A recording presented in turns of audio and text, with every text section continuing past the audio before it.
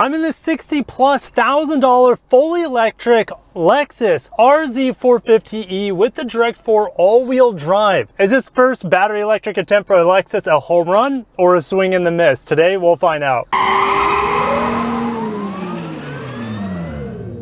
But first, let's get under the hood. No, there are no shocks on this. I'm gonna have to prop it up with my head because I have one hand holding the camera. There we go, we did it. We don't have shocks lifting up this hood for $60,000. That is a swing and a miss right there. This is the first time I noticed this structural brace right here. Underneath the hood, we have an electric motor, 150 kilowatts, a little over 200 horsepower from this guy. There's also an electric motor in the rear to give it the Direct 4 all-wheel drive system. That's 80 kilowatts in the rear. So total, we're talking about 308 horsepower, around 320 pound-feet of torque, 0 to 60. All right, first test to 60 in normal mode. Front tires struggle to put down the power. There's 60. I mean, it is quick. 4.82. And I imagine if I had better surfaces where my front tires were getting a little bit better traction, it might be even faster. All right, this time in sport mode, go. It definitely felt like it was giving it more juice there. 4.71. So, I mean, obviously that's not accounting for the 1 foot rollout, which would probably make it pretty close to 5 seconds, but disregarding the 1 foot rollout, 4.710 to 60 and 5.02 to 100 kilometers per hour. Battery pack is a little over 71 kilowatts from Panasonic. It charges peak DC fast charging around 150 kilowatts, but the usable battery is somewhere around 64 kilowatts, which brings the range of this $60,000+ electric vehicle to around 220, how this one is equipped with the 18-inch wheels, or about 196 miles of range with the more beautiful, larger 20-inch wheels. I can do this one hand, I can do it. There we go. Let's drop this aluminum hood. It is very lightweight.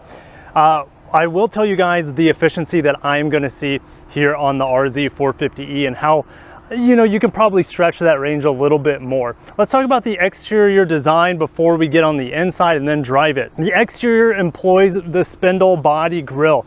Lexus is notorious for its spindle grille. Hate it or love it, it's very aggressive. Here on the RZ, I'd say it's pretty tastefully done with the two-tone, the black with the iridium color. Now, speaking of the colors, Lexus doesn't give very many colors for the RZ in the United States. The only true color that's not a shade of gray, black, or white is going to be the ether, which can come with a more two-tone setup that two-tones the front grille, the hood, as well as the roof. I prefer it non-two-tone, kind of how like you see it here. Now, there are some packages which gives you an illuminated Lexus logo up front, and seeing this without a license plate, it is quite barren, to be honest. Now, we don't have triple beam LED headlights. However, the daytime running lights do kind of have that triple beam effect underneath the L motif.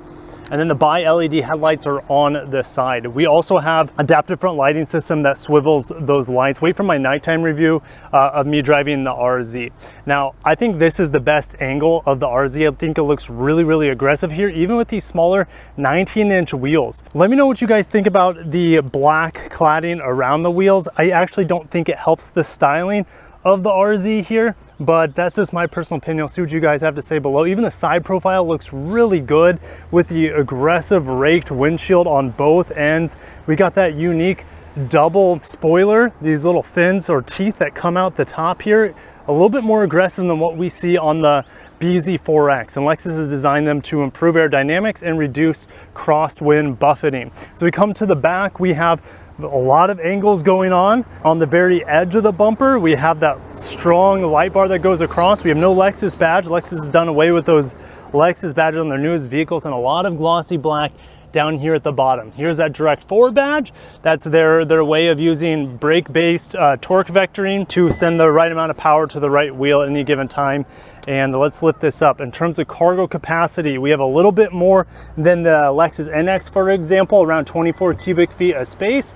And we also have a big underfloor storage under here where you can keep the charger or a car cover in this case, but you could definitely stow a lot of stuff underneath here. No surprise with any crossover, you can fold down that rear seat, and then we kind of have a bifolding tonneau cover here, kind of like the Lexus UX. It's kind of like this thin material, but very stowable and lightweight. Now I can pull down if I want. I can also use the buttons here to close this, or the kick sensor, but I'm gonna pull down and then it does it for me, so which is kind of nice. Now you have a couple cameras back here, and you might be thinking, why do you need two cameras? One is for your 360 camera, and the other is for your digital rearview mirror, which I'll show you guys in a little bit. But let's get in the back seat. I've been taking the kids to school this week in the RZ. They have no complaints. Why? Well, it's very nice back here. Let's move one of their seats over, and we have the Thunderstorm with macadamia. This is a new color for the RZ, and I like this two-tone color. And I also really like the Palomino, kind of like that tan color that they offer in here. And then you also have black, which would be my last choice here in sunny, hot Florida, especially in the summertime. All right, so let's get on the inside and talk about what's going on here. Standard is a double roof, or just you call it panel roof. It is bisected here. And it actually is quite big. Even though we have this big bar in the middle, the roof size here is quite impressive. Now you might be thinking, Kirk, aren't you gonna roast? Well, there's two solutions to this situation. It is super hot to the touch sitting into the sun, but I haven't noticed it really heating up the cabin that much compared to the Lexus RX 500h with the panel that has. This car cools down a lot better than the RX, even though it has a bigger sunroof. But Lexus has two solutions, like I said. One is the Stargazer roof. That's the Toyota brand of it. I'll put what it is. I think it's called Dynamic Sky for Lexus. That is on the luxury package, an option on the luxury package that dims out this top window. But this is pretty heavily tinted by default. But the second option is Lexus charges around $400 to $500 for a sunshade that covers both of them. All right, moving on. We have a soft back to the seats. There's no leather in here. It's all synthetic leather, or what Lexus calls Nulux. It's super soft on the luxury grades. Pretty much all the leather or Nulux is replaced by a suede. Make sure to watch my review at the media drive of the more luxury trims, especially the one with the Palomino. The tan is just so nice. Now back here, we have some vents that are pushing some nice cold air, and a couple USB-Cs, as well as a 12 volt there at the bottom. The amount of room back here is massive, as big as I would say most large like 3-row SUVs. It is a ton of leg space back here, maybe even more than the Lexus RX. It's very impressive. Now, headroom is actually a lot as well. We saw how aggressive that roof line was on the outside, but here at 6'1", I have 2 inches above my hat at least, so impressively well done. I don't have any sunshades back here, which is unfortunate. I do have a nice bar where I can hold on to, and the kids love playing with the armrest here. That is just pretty basic, couple cup holders. Now this does have Lexus's digital latch, which I just press this, and it just kind of opens up the door, and then I press from there. But let's go ahead and get in the front seat. The doors don't always shove all the way shut. You really have to push them hard to get them to shove shut. Now, they do sound good when they close. It's just you really, sometimes like if you just close it, doesn't just, you really need to push it shut. Anyways, let's get on the inside. I want this car to beep at me. Same two-tone action going on here. It is soft touch, it is nice, but is it 60 grand nice? I'll have you guys battle it out down below. We have power folding mirrors on even this base grade here, and this is the trim that is not wood. There's no wood on any RZs. It's kind of like this dark aluminum trim, which I don't mind. It is actually a little bit nicer on the luxury trim. They give this area a little bit more texture. Here in this base premium grade, it looks maybe a little underwhelming for $60,000+. A lot of glossy black around the shifter here, and I would have really loved if Lexus put their Lexus logo here and illuminated it. Unfortunately, this is just seems like a run-of-the-mill Toyota piece at this point with no special differentiation there. Now we have Android Auto pulled up on the screen right now, and this is as big as it gets, and the reason is there's always climate control built into the bottom of this 14-inch screen. It works really well in here, the climate control. I just wish we had dedicated buttons right below. I don't think that would have been that hard. We do have an advanced park system in here, as well as a 360 camera. I'll let that do its thing. We have 2 USB-Cs for charging, 1 USB for charging here. But what I've been doing, since I share this charger with the kids, I just bring one cable with me. I just plug it in back here, and it reaches forward to my phone and also declutters this area right here. And then you also have this wireless charger down here. Now, since we're talking about 360 camera, I'm just gonna push and twist left into reverse, and you get this beep. I'll let that annoy you while I'm talking.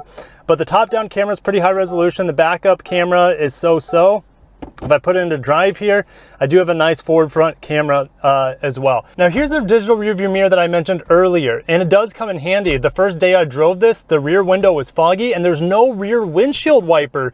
Lexus has decided to go that way, kind of maybe as a aesthetic design piece, but the resolution here isn't the greatest, to be honest, but it does come in handy. So at least it's functional, because that rear view window is pretty small back there and you don't have a rear wiper. All right, I do like the vents, how they sit up nice and high. They can hit your chest really well or hit your face. So I appreciate the vent sitting up top here. Oh, and I forgot to mention this 14-inch screen is standard. We have a tiny 7-inch screen back here, which is not luxury quality.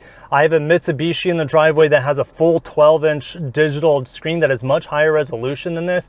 This is one of the biggest swing and a misses for Lexus, in my opinion. And we see this screen not only in this car, but the $100,000 LX. We see it in the new RX and NX. So hopefully Lexus, look at all this screen space you could put in. It's like they had a stockpile of these 7-inch screens or something that they had to get rid of before they refreshed them with a larger 10 or 12-inch screen.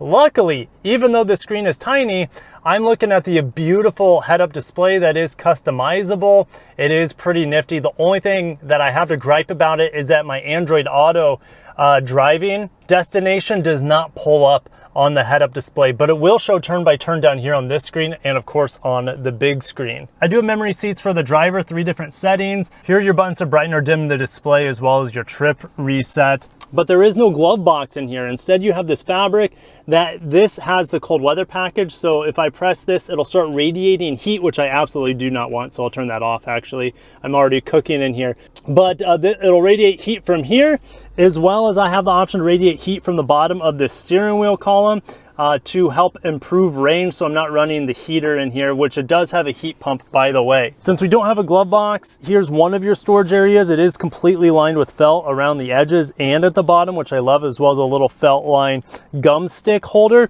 And then we have this secret compartment down here. I'm hiding my microphone case. It's very high quality. It feels like the felt taken from the luxury trim, and they cut a little piece and threw it in this RZ. The steering wheel quality, it is not leather, but you guess what?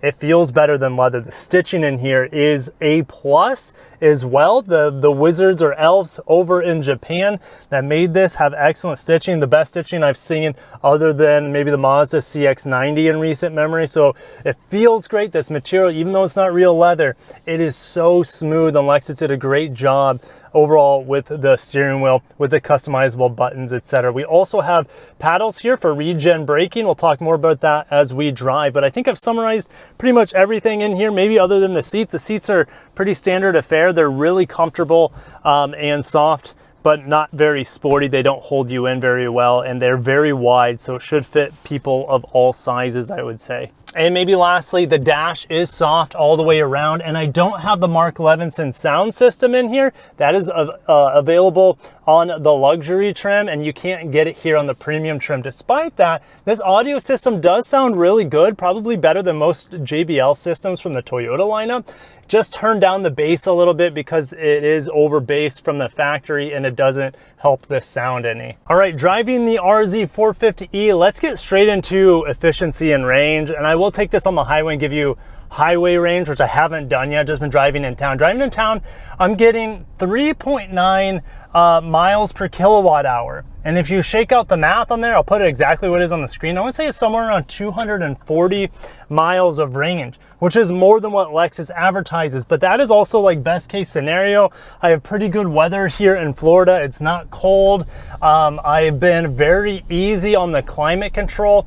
And this car, by the way, cannot calculate accurately with climate control. It is kind of a mess, to be honest, because with climate control off, let's say I have 200 miles on a full charge is what the computer will tell me, and then I put climate control on and it goes down to like 150 miles of range. So like climate control, they're saying it drops range by 25%, at least according to the computer. So I don't go by the computers on this car, and this is a swing and the miss. Oh, that's a cute dog. That's a swing and the miss here in the Lexus RZ, which is the technology on here. I love the features that this car offers, and in like the screen technology, the head-up display technology, but the software in here is not good. Like, when I charge it, it doesn't tell me how fast I'm charging. It does have a good scheduler on it, which is great for charging during off-peak hours, and it's been very easy to get it scheduled, unlike the Audi e-tron, which I drove, which is a nightmare trying to schedule that car. But super easy in here to set that schedule, but it won't tell you like how much percent you currently have at any time. So right now, all it tells me is a full and empty bar, which on a gas car, that's fine. But on an electric car, I want it to tell me exactly how much state of charge I have at any given time and how fast am I charging this vehicle at any given time as well. And I just don't have that information here on what they give me on this screen in front of me. You know, the good news to that is that Toyota, the BZ4X, the sister vehicle to this, is getting a dealership update where you take your car in, they'll flash the software, and it'll start showing you things in that regard in terms of percentages and probably charge rate as well. But I haven't heard anything about that for the Lexus RZ yet. So let's get into what this car is like to drive. Well, it is insanely quiet, and it can get even more quiet on the luxury trims, which offer acoustic glass on all the windows. I don't see that as necessary. This is still one of the quietest cars I've ever been in. I think it's even quieter than the GV70 electric that I tested not that long ago. The ride in here is supremely smooth, especially with these 18-inch wheels. It just soaks up and glides over everything. It kind of reminds me of like maybe Lexus LS in terms of ride feel, even though the wheelbase, I mean, it does have a long-ish wheelbase at 112 inches, so maybe that helps it. And the steering in here is really light, and I'm just gonna go full hammer now, get a little bit of wheel spin up front. There's 60, like so much performance for the streets. It's not class leading, but honestly, I'm never in a position where I feel like I'm asking for more power. And the RZ, I wish Lexus gave us an F-Sport performance with maybe 300 kilowatts, which would get this to 400 horsepower, and maybe they put a little bit more aggressive styling on it. I think that would do amazing for Lexus, especially if it had more range. But we'll talk more about that at the end of the video, all the shortcomings here. Now, if I didn't mention it earlier when I was going over the interior, I feel like I have a ton of room in here. It doesn't look like that big of a vehicle on the outside, but I have a lot of arm and shoulder room. My headroom is enormous, even with this panel roof that is standard. So I think tall people will be happy in this RZ, absolutely, even in the back seat. Now you have this little pop-up menu here that you can flip through some. Oh, and let's get into the brakes. The brakes in here are great. And I'm gonna talk about the paddle shifters real quick while we're on that subject as well. I haven't touched the paddle shifters once. And the reason is I tested it out in San Diego with the paddle shifters. Just wasn't impressed because it doesn't bring the car to a full stop, so you still have to use a brake pedal anyways. And I'm always more accurate with a brake pedal than I am even with the best one-pedal driving systems out there. So the braking in here, super predictable, great brake feel. It's kind of buttery soft like the rest of this vehicle. But if you want, there are 4 different levels of regen, and the regen does change a little bit depending on the drive mode you're in. So if I bring up this pop-up menu here, you see this range mode, which immediately turns off the climate control, but you can keep it back in range mode even by turning the climate control back on. It's just a weird thing that it does. Now, range mode defeats the front motor unless you get really heavy into the pedal, and so you're only driving in rear wheel drive at that point. But we're gonna go ahead and put it into sport mode here. It changes the gauge a little bit for us, and we'll wait for it to go green here. And the great thing about this is that it is mainly front wheel drive. So you're not gonna like fly into the next lane by, you know, losing traction on the rear wheels or anything. Gosh, it is brutally, I wouldn't say brutally quick, but satisfyingly quick. Talk about the regen here. It does like to coast, and if you're in range mode, it feels like it coasts even more when it disconnects that front motor.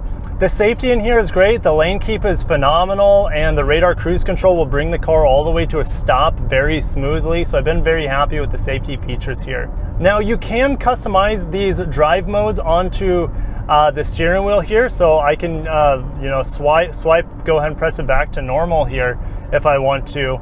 And this gives you a frequently used area, which I usually use range or normal. I'm never in sport mode because the accelerator pedal is just a little too aggressive for my liking.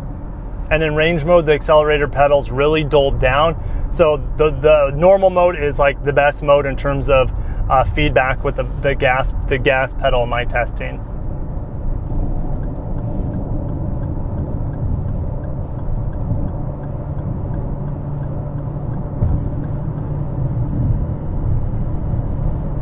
All right, getting up to the freeway here, no problem, and I probably only use half the pedal to get up to 75. And I'm going to set the cruise control here, and then I'm going to clear the data. So this is not going to be a good situation here for efficiency, and I'll be able to tell you through post calculations once I get a number here at steady state 75 miles an hour. It's 96 degrees out. I got the AC at 2 fan speeds with 73 degrees. It says I'm getting 2.6 miles per kilowatt hour. So that pretty much puts a nail, maybe 2.7. That might put a nail in the coffin of this if you plan on using this a lot on freeways and highways. And this is, I'm just gonna get off the freeway here. It is very quiet in here. Not too much road noise, to be honest. And typically the roads around here are just really loud to begin with. So I'm gonna speed up to get around this guy. That's the great thing about instant power from electric vehicles. You just never have to wait for a transmission and an engine to work together. It's just pedal down and go. And even though it only has 300 horsepower, it is plenty if you're used to a traditional like Lexus with a V6, for example. This feels twice as fast sometimes. And I just saw a Lexus RX right there, and that may spur on a great debate out there. Would you rather get a Lexus RX or NX, especially the hybrids, over this? Like I said, depends on your needs. If you're just driving around town, then the RZ is probably going to meet all your needs and then some. But if you ever plan on taking a longer trip, an RX hybrid or NX hybrid, I would probably pick over this and save some money as well. Now, there is an NX plug-in hybrid, which costs less than this, or maybe around the same as the premium model.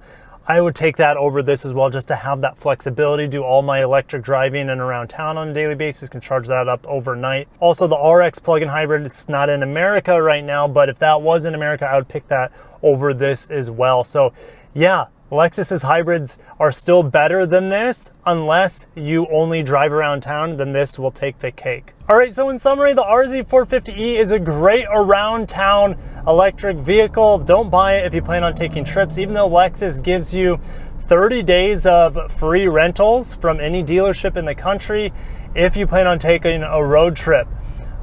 So yeah, you can just rent like an RX, for example, for a week if you need to go out of town, because they know this is not an out of town vehicle. The range is not great, but it is more than adequate for around town, and that's where most people are driving their Lexuses, going to church, going to the grocery store, driving across town to Michael's or whatever they're doing in their Lexuses, going out on dinner dates. This does all that to 10 out of 10. I have the luxury, I have the smoothness, I have the quiet, I have the power, I have the ride quality, I have the technology, and I have the convenience of just plugging in at home and charging it. This vehicle would make zero sense if you cannot charge it at home. Absolute no buy. And most EVs out there, if you can't charge it at home, I don't recommend really getting one. It's a lot of extra work you're putting on yourself. But anyways, lastly, this does not qualify for the EV tax credit unless you lease it. There's kind of a loophole in the system, so that can help lower your lease payment. But buying it cash is probably not a good investment. This thing is not going to hold its value well. Not because it's a Lexus, because Lexus intrinsically hold their value well. Excuse me, it's because Lexus and Toyota are evolving at breakneck speed right now when it comes to electric vehicles. So this is, in my opinion, a great lease vehicle, especially if you can get that EV tax credit in the lease, and if you're just driving around town. I haven't seen any in the area. When I looked online, I think there were 3 RZs within a 500-mile radius of where I live. So they're mostly out in the West Coast, or maybe even like New York or the zero emission states. But yes, anyways, it is more widely available than the Genesis GV70 electric, which isn't even available here in Florida. So that's pretty much vaporware in most places. So anyways, I'm going to end it there. Thank you guys for watching. If you enjoyed today's content, on the RZ450e, smash the like button. Make sure to watch my nighttime review that I will be doing tomorrow morning before the sun comes up, so we can check out the lights and maybe have a little bit more fun since there's no traffic out on the streets. All right, I'm gonna do a little U-turn in front of this Model 3 here. Great turning radius, rolling onto the throttle, full pedal down. It has a fun sound to it too. Anyways, thank you guys. Take care of yourselves and stay tuned. I will be bringing you guys new Lexus TX 3-row crossover and new Lexus GX by the end of this year, maybe even by the end of next month. We'll be seeing those. So stay tuned. Make sure you subscribe. You don't want to miss out on the latest Lexus updates on the channel. I'll bring it to you first and foremost. Have a great day and peace.